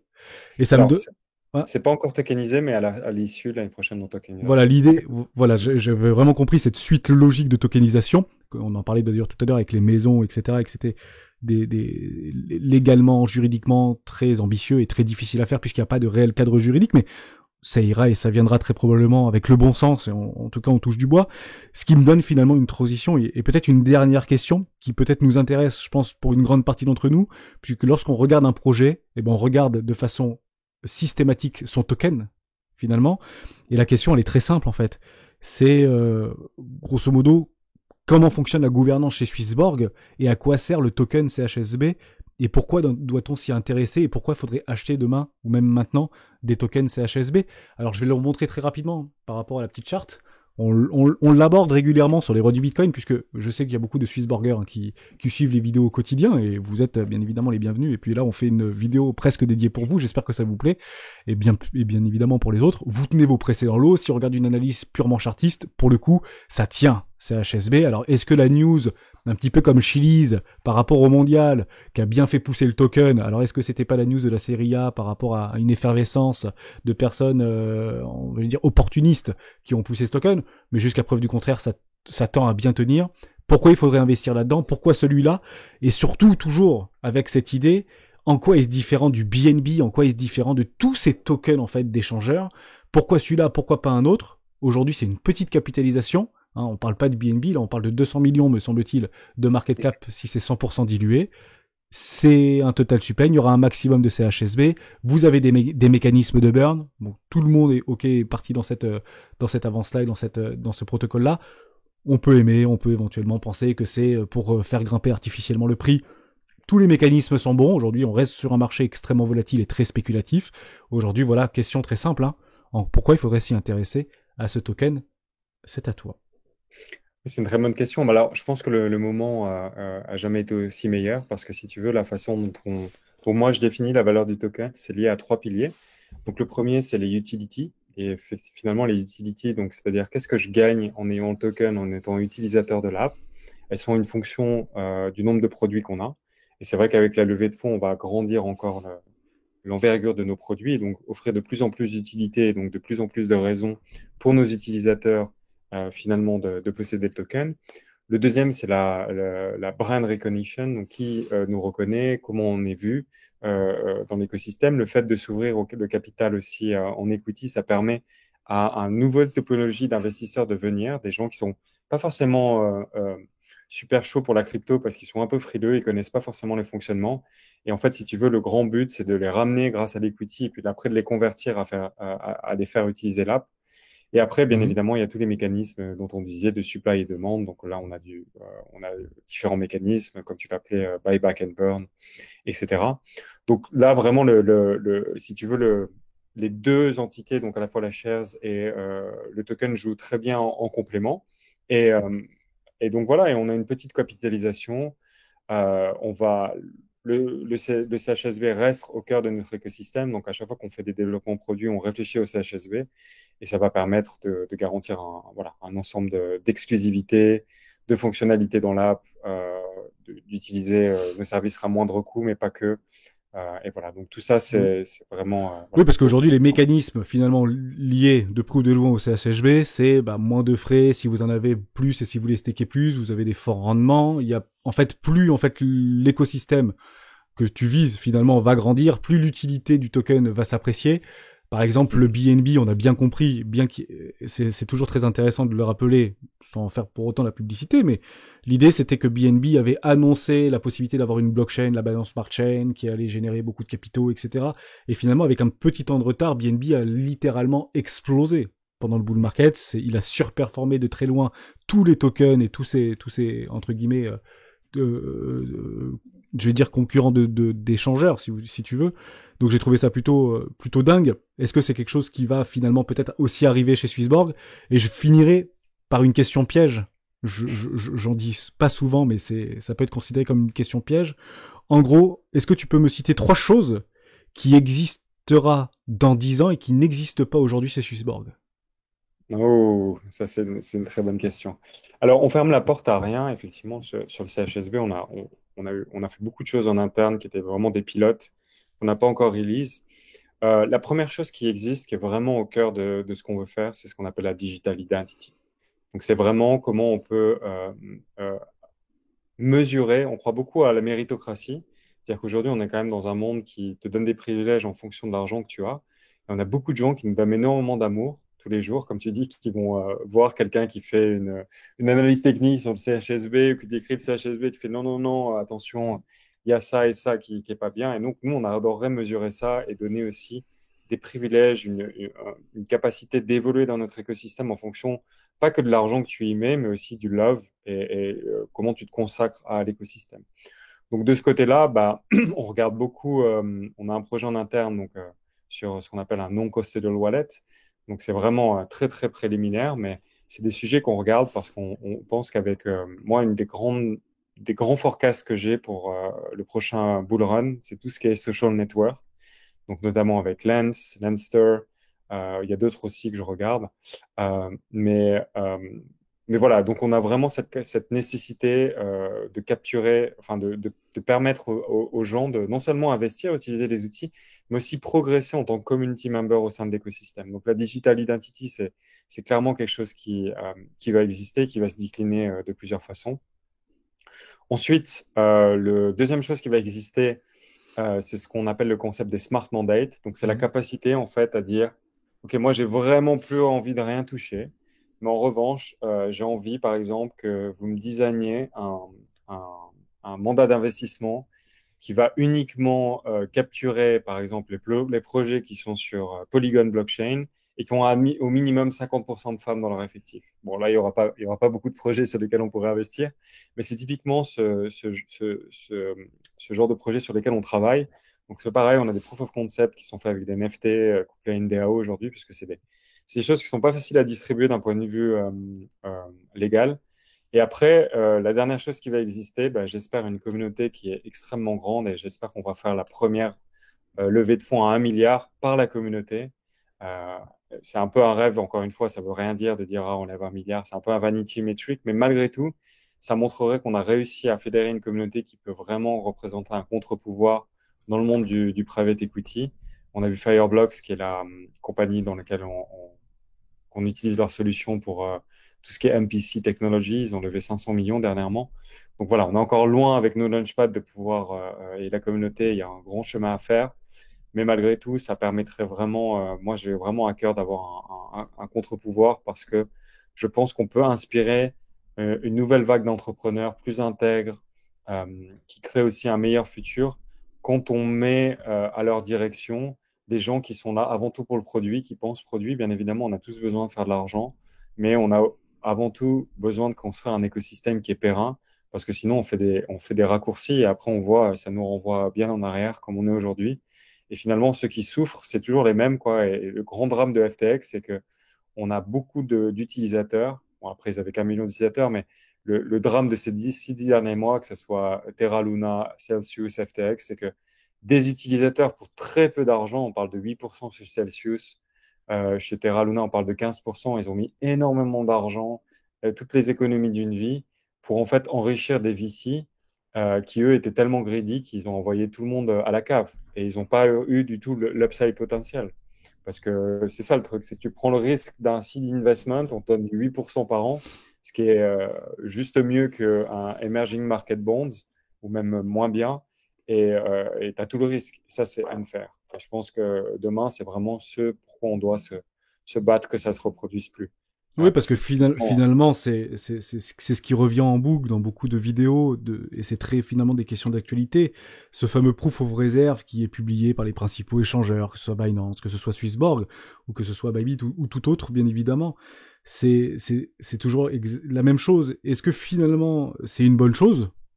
Est-ce que finalement, c'est une bonne chose qui est arrivée trop tard? Ou est-ce que c'est principalement de la poudre aux yeux? Finalement, c'est proof of reserve, parce que on en a parlé au tout début de cette vidéo, mais je pense que c'est vraiment fondamental de remettre un point d'honneur là-dessus, parce que preuve de fonds, ségrégation des fonds, montant de réserve comparé au nombre d'utilisateurs, X, Y, etc. Finalement, on le sait très bien, surtout dans ce domaine-là, puisqu'on est de près ou de loin rattaché encore aujourd'hui à la finance plus traditionnelle. On fait dire ce qu'on veut aux chiffres. C'est ça la réalité. Alors finalement, voilà, j'ai envie de dire mon cœur balance et puis mon état d'esprit, ma psychologie balance entre est-ce que c'est bien, est-ce que c'est nécessaire, est-ce que c'est arrivé trop tard et on aurait dû le faire avant et on va essayer éventuellement de faire mieux la prochaine fois et donc de progresser, de s'améliorer, ou est-ce que aujourd'hui dans l'état actuel des choses, et là pour le coup je préfère avoir ta réponse personnelle par rapport à ce que tu ressens, pas forcément par rapport à ta boîte, mais plutôt par rapport à toi en tant qu'investisseur. Est-ce que finalement c'est clairement de la poudre aux yeux? Parce que on va pas se mentir, toi t'es au cœur du business, tu sais exactement ce que tu produis, tu sais exactement ce que tu montres. Est-ce que au fond c'est réellement c'est vraiment la clé de la confiance retrouvée, ou est-ce qu'au fond on peut vraiment trafiquer le truc et faire un petit peu de poudre aux yeux? Je voulais pas forcément en parler, mais je pense que c'est vraiment nécessaire pour, encore une fois, rassurer la communauté, et c'est plus une question d'actualité, et on finira là-dessus pour tous ceux et celles qui ont tenu, parce que ça fait plus d'1 heure qu'on échange ensemble, et c'est un réel bonheur de partager ces moments-là avec la communauté, avec toi. Et voilà, question en fait relativement simple finalement, mais je pense capitale. c'est une très bonne question. Si tu veux, pour moi, le truc des proof of reserve, c'est marrant parce que c'est un peu est-ce que tu as fait tes devoirs, mais finalement, c'est le minimum. Et quelque part, pour moi, enfin, du moins en tant qu'investisseur, et forcément, là, je suis un tout petit peu biaisé, mais ce qui importe le plus, mais c'est quoi le endgame? Pourquoi cette boîte, elle se bat? C'est-à-dire pourquoi elle existe et qui elle sert? Et en fait, ce que tu comprends qu'elle poursuit comme objectif et qu'est-ce qu'elle sert, au-delà des mots, ben, c'est qui c'est qui a l'actionnariat. Donc nous, ce qu'on a fait quand l'épisode FTX est arrivé, on a construit un blog article. Donc on a parlé de la proof of reserve, mais on a montré aussi qui c'est qui est dans notre actionnariat. Parce Oui, qu'in fine, tu vois, c'est ça qui va piloter. Qu'est-ce que la boîte, elle va prendre comme pari et comme risque en fonction de à qui elle répond et pour servir quel objectif. Et le seul moyen de continuer à servir l'utilisateur, bah, c'est un peu comme ce qu'on fait aujourd'hui, de rentrer des utilisateurs au sein de ton capital. Et c'est ça le plus important. C'est qui se bat, qui ils sont, pour qui. Et forcément, il y aura toujours une part d'intangible. Il faut écouter les leaders. Voilà, il faut écouter, si tu aimes Binance, il faut écouter CZ. Qu'est-ce qu'il veut, qu'est-ce qu'il fait, essayer de comprendre c'est quoi, recroiser plusieurs interviews. Mais le plus important, on l'oublie souvent, c'est pas que vous recevez pas qu'un service en traitant sur une plateforme. Vous permettez aussi à un écosystème de matérialiser sa vision, d'imposer ses pratiques, d'imposer son futur. Et pourquoi il fait ça et quel est son but. Et c'est ça qui est le plus déterminant. d'ailleurs ça me fait penser à un truc, je fais des calculs très vite de tête, c'est très marrant. Merci pour cette réponse plutôt claire, parce que juste avant d'ailleurs de dire ça, vous avez été cité récemment pendant l'affaire FTX. Après Celsius, d'autres plateformes crypto pourraient se retrouver à court de liquidité. C'était donc le 13 juin 2022. Finalement, Ouais. on a vu, et vous avez été cité, à l'instar de Celsius et de Swissborg. Finalement, vous étiez comparé parce que vous étiez dans le même secteur d'activité. Comment vous réagissez à cette forme de news? Est-ce que finalement, j'ai pas envie de rentrer dans le détail parce que c'est passé finalement, mais est-ce que aujourd'hui vos investisseurs qui sont aujourd'hui au capital finalement de l'entreprise auront beaucoup plus d'informations, beaucoup plus de transparence, ou est-ce qu'aujourd'hui, finalement, tous tes Swissborgers ont la même transparence que ceux qui ne seront peut-être pas au capital demain, de ceux qui sont au capital aujourd'hui, finalement? Ouais, c'est une très bonne question. Après, c'est clair que le fait d'avoir des gens qui ont mis, par exemple, 500 francs ou 500 euros et qui vont avoir accès, on va expliquer beaucoup plus notre stratégie. C'est peut-être quelque chose enfin, c'est pas parce qu'on a des gens au sein du capital qu'on n'aurait pas pu le faire, mais là, on va être obligé de le faire. On va le faire avec grand plaisir. On va exposer toute notre vision. C'est quoi notre vision à 5 ans, 3 ans, 1 an, et comment on pilote la boîte. Et en fait, je pense qu'on vit aussi dans un monde qui veut toujours que les gens, ils ont toujours tant raison, quoi. Et moi, tu vois, par exemple, ce qui me déçoit le plus dans les 6 derniers mois qui s'est passé, c'est tout le monde se cache un peu et personne s'est excusé.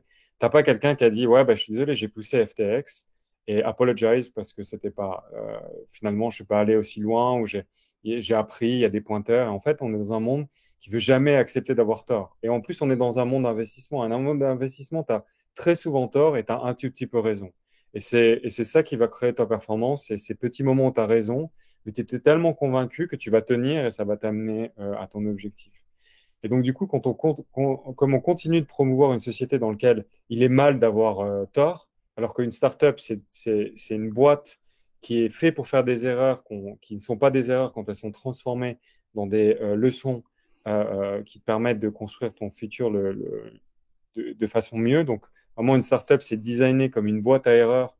Et le but, c'est de dépenser le moins pour faire l'erreur la plus vite qui va te permettre de repositionner ton business pour qu'il soit juste.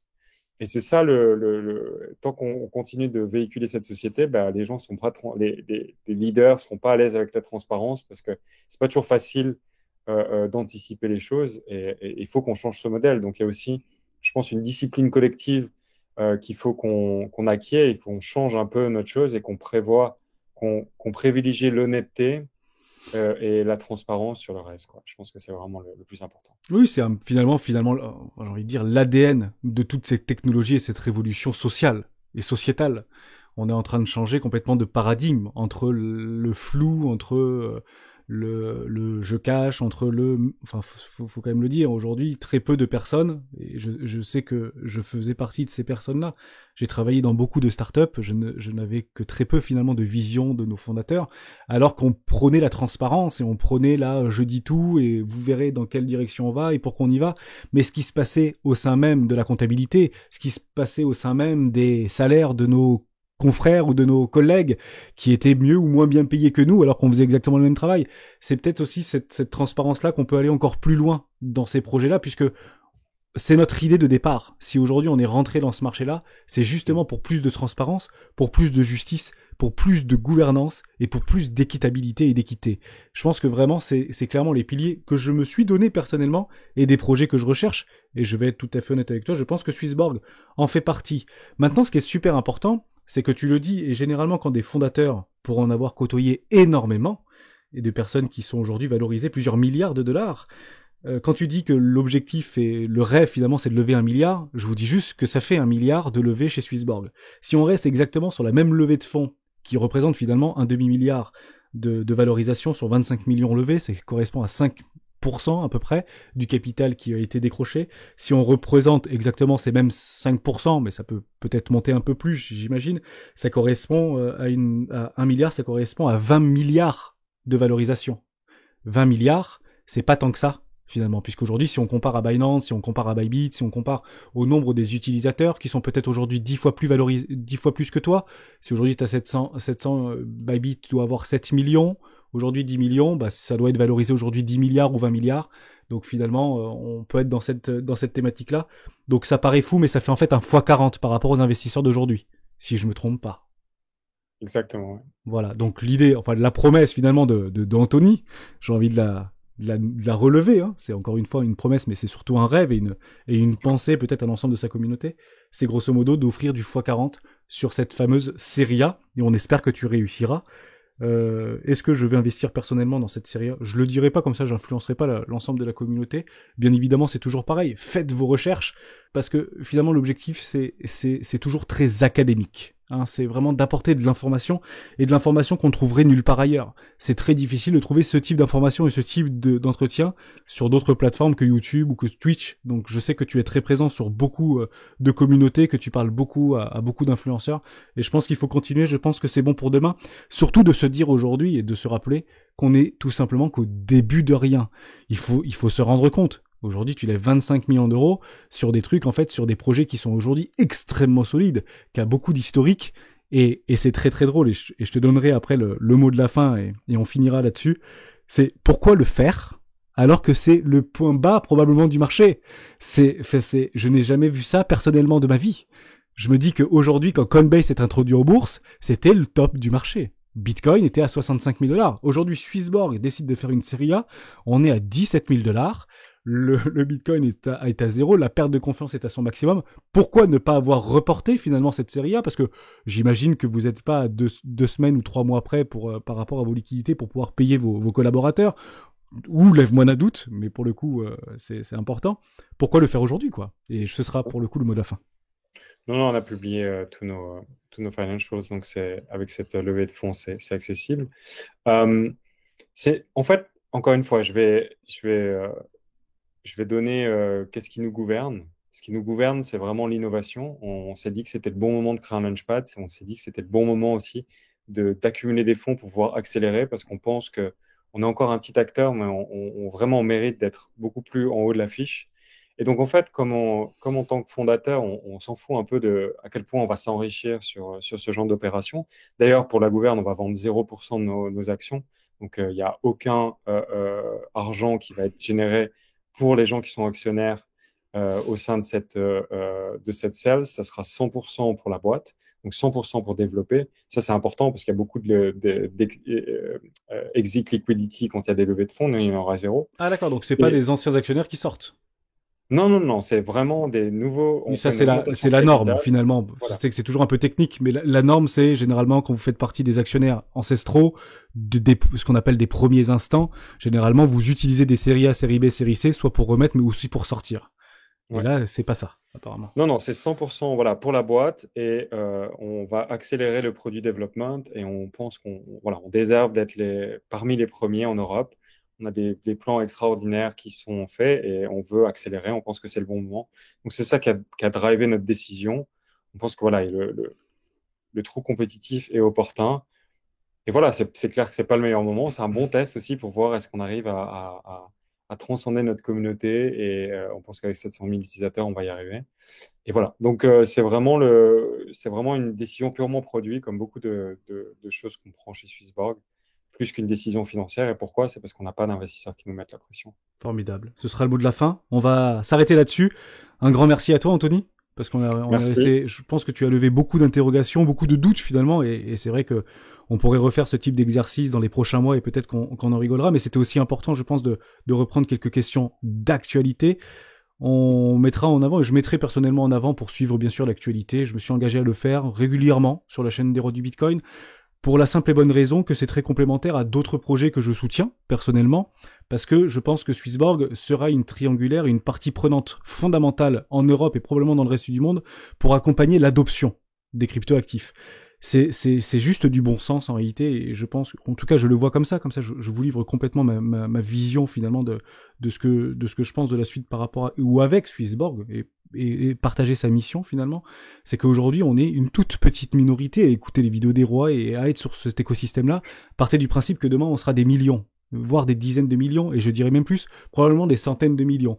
Et c'est ici finalement que Swissborg et tous les autres acteurs finalement du marché crypto, que ce soit des exchanges ou d'autres projets beaucoup plus restreints et beaucoup plus limités, vont pouvoir accompagner dans cette adoption de masse. Et pour le coup, je pense que Swissborg, surtout que c'est un cher voisin suisse, européen pour le coup, avec tous les enregistrements et potentiellement demain les agréments, parce que aujourd'hui il y a eu aussi pas mal de petites choses entre enregistrement, agrément, mais ça c'est des choses qui vont venir et ce sera très probablement dans le bon sens, parce que j'ai peut-être tort de le penser, mais je pense que nos politiques sont là pour représenter le peuple et l'utilité du peuple toujours, et à la fin c'est probablement nous qui gagnerons, et en tout cas on a le moyen et aujourd'hui la possibilité technologique de le faire, autant en profiter, d'accompagner ce type de projet. Et ben moi ça me réjouit pour l'avenir. Donc merci beaucoup à toi Anthony pour cet entretien. Je pensais pas que ça allait être aussi long, mais je pense que c'est extrêmement intéressant et enrichissant et beaucoup de valeur pour l'ensemble de la communauté des rois. Je te souhaite une excellente continuation. J'espère qu'on se reverra bientôt dans une prochaine vidéo des rois du Bitcoin et je te laisse le mot de la fin. Merci beaucoup pour l'invitation, c'était un plaisir. C'est vrai que ça dure longtemps, j'aime beaucoup parler, mais merci encore et puis avec plaisir pour revenir. Ciao à tous. Bye.